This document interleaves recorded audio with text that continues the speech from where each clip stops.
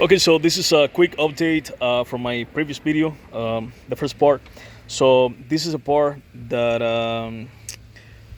was broken. This is the PCV as in Victor hose, and look at the crack that this one has, and God knows how long it has been in there, probably since new, and it's like really rigid, really tough.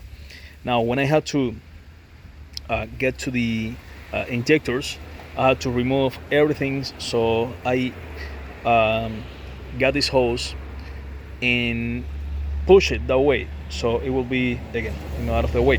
So probably that's where it cracked, and also this one as well. Now this one is a small crack, and they didn't have the part at the store, so I'm just gonna keep this one as for now.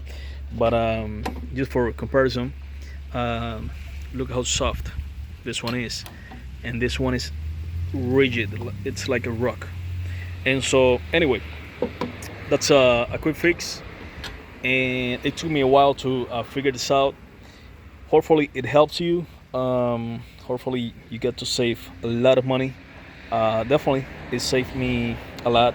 It cost me $21 and not almost 400 that I could have throw on the new throttle and valve, and the problem will still remain because the hose was the one that has the issue. So just go around, check for vacuum leaks, and that may be the reason of the codes that you're getting before buying anything.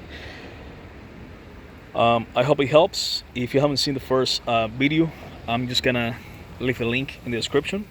So you have a great 2021 coming up in just a couple of days, like 3 days from today. Peace, love, and out. Oh, I forgot this is not editing, so I had to stop it.